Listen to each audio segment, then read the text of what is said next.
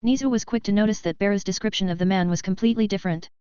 Bear spoke highly of Yori, although there was some suspicion in Bear's tone from time to time, he never spoke badly about the man's character. It was bizarre even.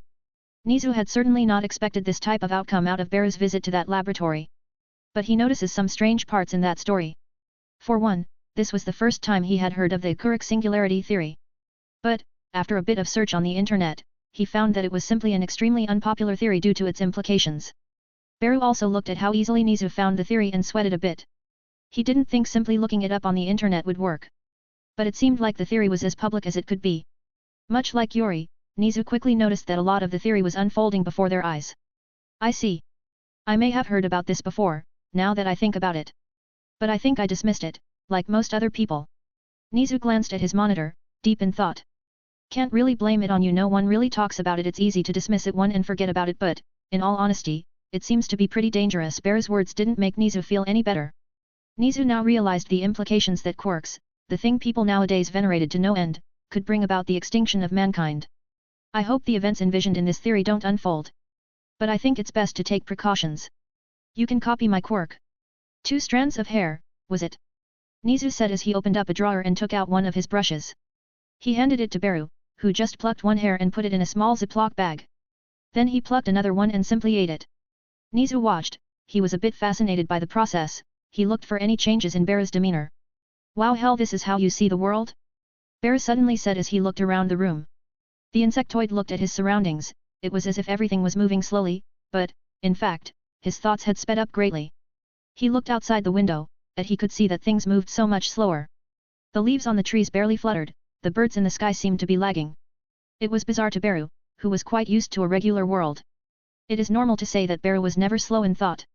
He was actually thinking much faster than normal people already, that was due to the 1 or 2 quirks that all for one had to enhance thinking. But those didn't even come close to high spec. It was a different world altogether. Well, that depends. If you concentrate hard enough, time will basically stop for you. Well, not really, but your thoughts would flow so quickly that everything else would stop. Beru was quite surprised at how powerful Nizu's quirk actually was. Having a supercomputer for a brain would obviously change your perception of the world. It might take a while to get used to this, Beru spoke as he looked around the room. Well, I'd assume so, most people would go insane from using this quirk. But I'm guessing you can actually turn it off, at least from what you've told me about your powers. Beru nodded at Nizu's words. He concentrated a bit, and managed to turn off high spec, the world turned back to normal, and he just sighed. So it is possible to turn it off then? That's quite handy, I can't actually do that. I think that's for the best in my case though, I'm not exactly human after all. Nizu spoke as he looked at Beru with a smile. Damn, all conversations must be unbearably slow for you. Beru spoke these words incredibly fast, leading to Nizu gaining a larger smile. Although Beru spoke quickly, Nizu heard him as if he was speaking normally. The effect of thinking so quickly was that everything else moved slowly by comparison. Nizu was quite happy to hear someone speak normally for once. And Beru was somewhat taken by surprise by the sensation that high spec gave him. A quirk like high spec basically made Beru impossible to defeat in a fight, as if he wasn't already. He could basically read his opponent no matter what. High spec was incredibly powerful. There was a small problem though, would Yori really be able to handle it? Well, Beru could only think that, as long as Yori absorbed high spec into his copy of All for One, then everything would be alright. Well, I guess this concludes our chat for now. I do have quite a bit of work, and we've been chatting for a while now. Nizu said as he shooed Beru out of his office. See ya, try sleeping tonight, Beru said as he walked out of the office and teleported back to his room. Underscore underscore underscore underscore underscore underscore underscore underscore underscore underscore POV Beru underscore underscore underscore underscore underscore underscore underscore underscore underscore underscore. Damn, that quirk is freaky.